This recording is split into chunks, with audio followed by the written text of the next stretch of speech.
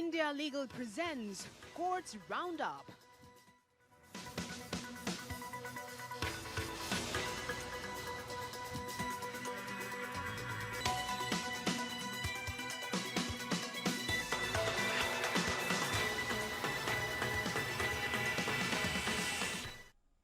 नमस्कार, मैं हूं आपके साथ कुमार कुणाल धीरज। कोर्ट्स राउंडअप में आपका स्वागत है। इस बुलेटिन में अगले आधे घंटे तक हम आपको कोर्ट से जुड़ी तमाम छोटी बड़ी खबरों से अपडेट करवाएंगे।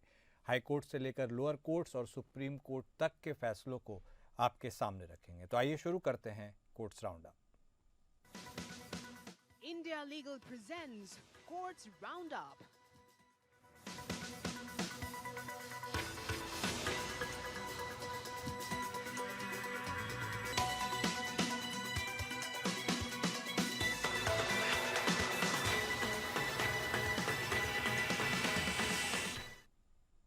मध्य प्रदेश के पीथमपुरा में यूनियन कार्बाइड का लगभग 340 टन कचरा और उसके निस्तारण के लिए सुप्रीम कोर्ट ने याचिका पर सुनवाई की है और इसके लिए अपना फैसला बताया है। सुप्रीम कोर्ट सुनवाई ने याचिका पर अपनी सुनवाई को बंद करते हुए कहा है कि याचिकाकर्ता हाई कोर्ट के सामने अपनी बात रख सकता है। जस्टिस BR गवई की अध्यक्षता वाली बेंच ने याचिकाकर्ता को हाई कोर्ट जाने का निर्देश देते हुए कहा कि इस मामले को Madhya Pradesh high court monitor कर रहा है, इसलिए याचिकाकर्ता अपनी मांग हाई कोर्ट के सामने रख सकते हैं।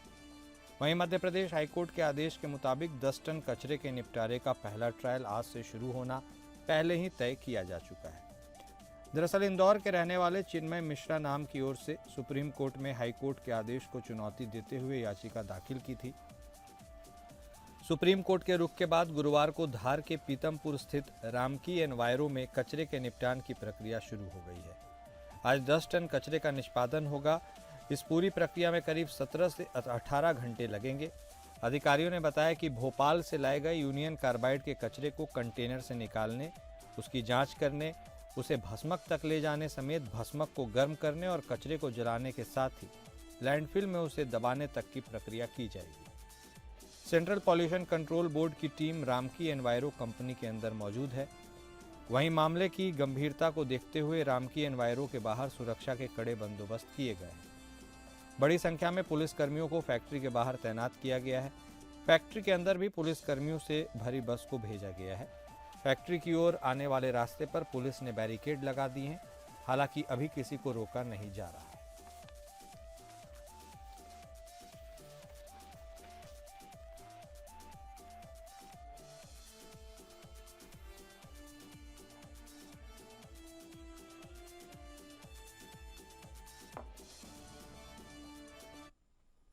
सुप्रीम कोर्ट ने हाल ही में अतिरिक्त सॉलिसिटर जनरल ऐश्वर्या भाटी से इस बारे में निर्देश मांगे हैं कि क्या केंद्र सरकार कोविड-19 टीकाकरण के कारण मरने वाले मृतकों के परिवारों को मुआवजा देने के लिए कोई नीति बनाना चाहती है। जस्टिस विक्रमनाथ और जस्टिस संदीप मेहता की पीठ केरल हाई कोर्ट के अंतरिम आदेश के खिलाफ दायर एक विशेष अनुमति याचिका पर सुनवाई कर रही थी, जिसमें टीकाकरण के बाद प्रतिकूल घटनाओं से संबंधित विभिन्न मुद्दे उठाए गए थे।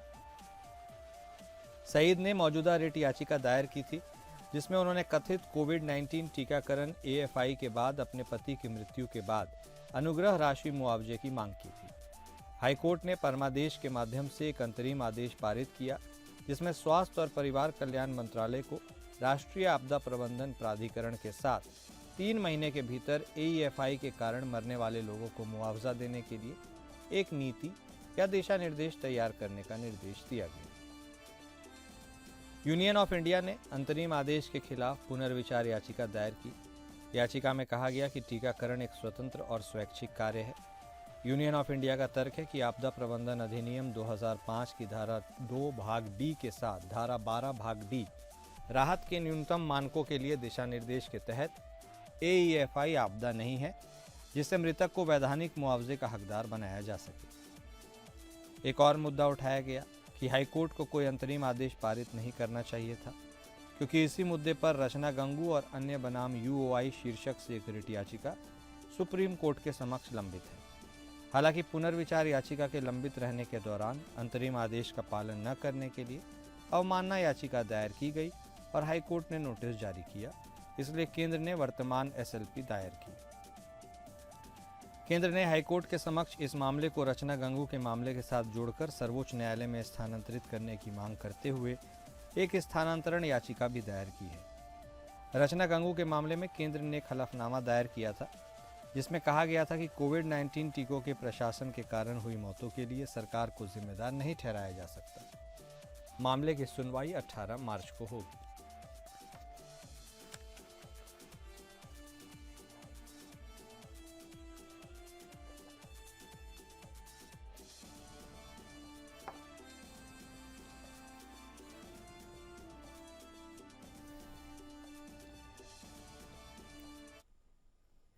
सुप्रीम कोर्ट ने अपने पिछले निर्णयों को खारिज किया, जिसमें कहा गया था कि माल और सेवा कर अधिनियम जीएसटी एक्ट के तहत अपराधों के संबंध में अग्रिम जमानत आवेदन सुनवाई योग्य नहीं है। Chief justice of India Sanjeev Khanna, justice MM Sundaresh और जस्टिस बेला त्रिवेदी की 3 जजों की पीठ ने गुजरात राज्य बनाम चूड़ामणि परमेश्वरन अय्यर और अन्य तथा भारत भूषण बनाम जीएसटी खुफिया महानिदेशक नागपुर क्षेत्रीय इकाई अपने जांच अधिकारी के माध्यम से मामले में 2 जजों की पीठ के निर्णयों को खारिज कर दिया। इसमें कहा गया कि जीएसटी एक्ट के तहत समन किए गए व्यक्ति को अग्रिम जमानत आवेदन दायर नहीं किया जा सकता और संविधान के अनुच्छेद 226 के तहत रिट याचिका दायर करना ही एकमात्र उपाय है।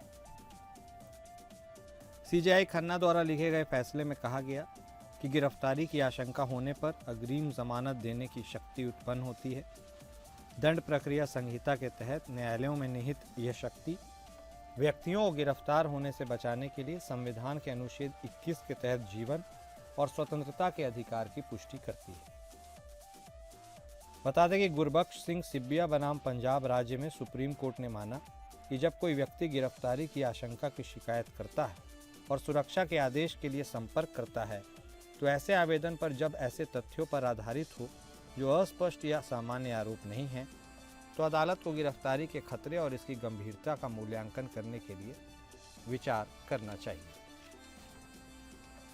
न्यायालय ने यह भी माना कि अग्रिम जमानत प्रावधान कस्टम एक्ट के तहत अपराधों पर भी लागू होता है।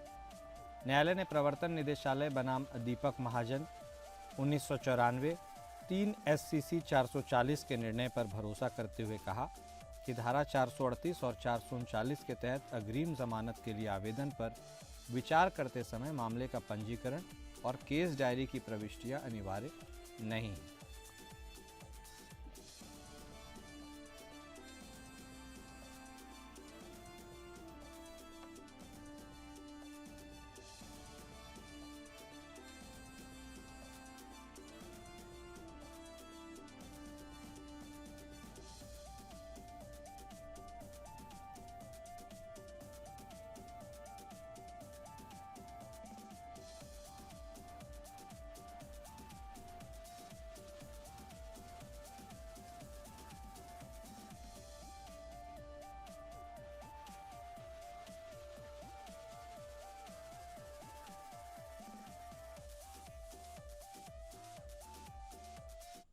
सुप्रीम कोर्ट ने माना कि लघु मध्यम उद्यम विकास अधिनियम और सूक्ष्म विकास अधिनियम 2006 के अनुसार जारी खरीद आदेश 2012 में कानून की ताकत है और यह लागू करने योग्य है।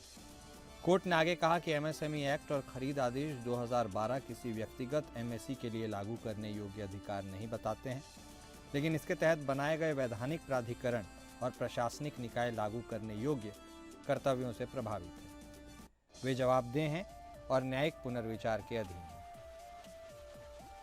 इस तरह के दृष्टिकोण के लाभ के बारे में विस्तार से बताते हुए कोर्ट ने कहा कि चूंकि ऐसे वैधानिक निकायों में डोमेन विशेषज्ञ शामिल होते हैं, इसलिए यह सूचित निर्णय लेने को सुनिश्चित करेगा। इसके अलावा नीतियों के कामकाज के बारे में वास्तविक समय पर आकलन करेगा, जिससे भविष्य की नीति निर्माण के लिए आवश्यक सुधार किया जा सके। जस्टिस PS नरसिम्हा और जस्टिस संदीप मेहता की खंडपीठ ने यह टिप्पणी करते हुए कहा कि सूक्ष्म लघु और मध्यम उद्यम विकास अधिनियम और खरीद नीति आदेश 2012 के तहत गठित निकाय जवाबदेह है और उनका कार्य न्यायिक पुनर्विचार के अधीन है। इस मामले में याचिकाकर्ता एक माइक्रो एंटरप्राइज ने गंभीर फंगल संक्रमण के इलाज के लिए दवा एक विशेष रूप से तैयार किया। इसमें दावा किया गया कि जब इसने दवा की आपूर्ति के लिए कई सार्वजनिक खरीद प्रक्रियाओं में भाग लेने का प्रयास किया तो इसे अयोग्यता का सामना करना पड़ा। इसके लिए आधार सरकार द्वारा जारी निविदा आमंत्रण नोटिस में निर्धारित न्यूनतम टर्नओवर क्लॉज था। यह देखते हुए कि याचिकाकर्ता एक माइक्रो एंटरप्राइज है, इसका टर्नओवर कम था।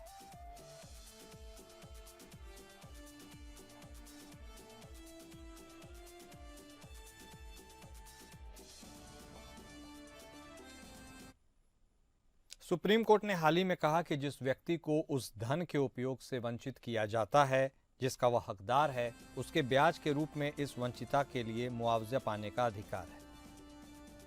न्यायालय ने स्पष्ट किया कि ब्याज का भुगतान मुआवजे के रूप में किया जाता है ताकि कानूनी औचित्य के बिना किसी अन्य व्यक्ति की कीमत पर एक व्यक्ति के न्यायपूर्ण संवर्धन को संबोधित किया जा सके, जिससे सही मालिक को अपने धन का उपयोग करने से रोका जा सके।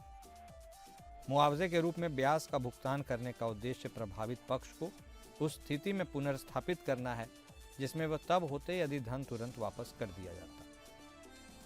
न्यायालय ने union of India through director of income tax बनाम टाटा केमिकल्स का हवाला देते हुए स्पष्ट किया, बिना अधिकार के प्राप्त और रखे गए धन पर ब्याज का अधिकार होता है।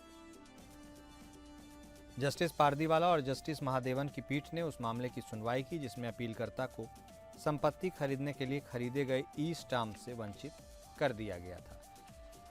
अपीलकर्ता के तर्क में योग्यता पाते हुए न्यायालय ने माना कि अपीलकर्ता ई स्टाम्प राशि की वापसी पर ब्याज पाने का हकदार है क्योंकि उसे ई स्टाम्प धनराशि से वंचित किया गया था और वह पुनर्स्थापन के सिद्धांत के लाभ का हकदार था जिसके तहत किसी पक्ष को वह राशि वापस लौटाना आवश्यक है जो गलत तरीके से धन रखने के कारण खो गई है।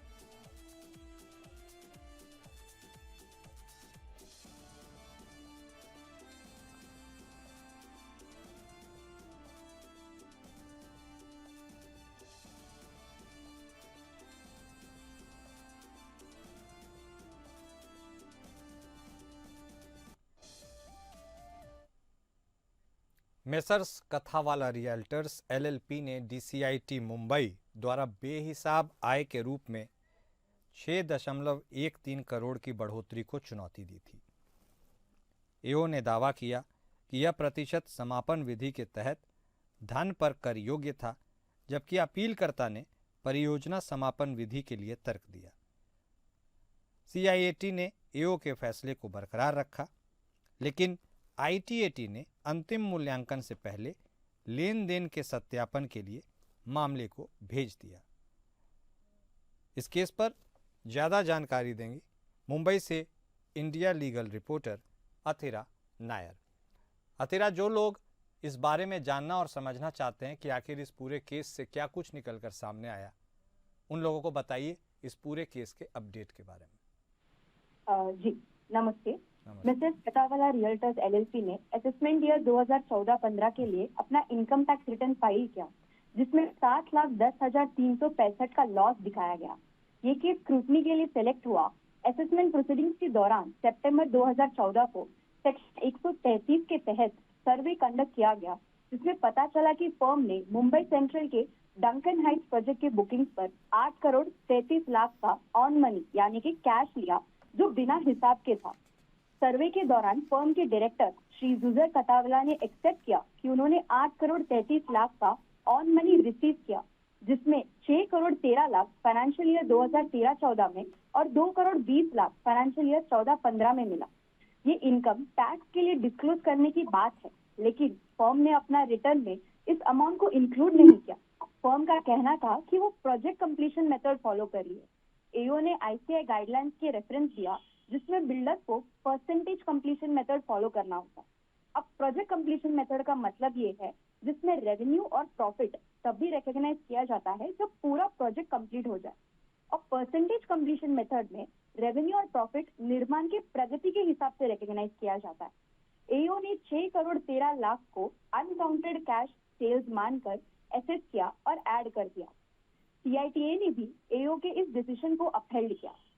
आईटैट ने मैटर एओ के पास वापस भेज दिया ताकि 19 पार्टीज के ऑन मनी के स्टेटस का वेरिफिकेशन हो सके। अगर फर्म का क्लेम सही नहीं पाया गया तो एओ को रेमेडियल एक्शन लेने की छूट भी दी गई है। इस सुनवाई 17 अप्रैल को रखी गई है। शुक्रिया अथेरा हमारे साथ जुड़ने के लिए और तमाम जानकारी देने के लिए। कोर्ट्स राउंड अप में अभी के लिए बस इतना ही। नमस्कार। India Legal presents Courts Roundup.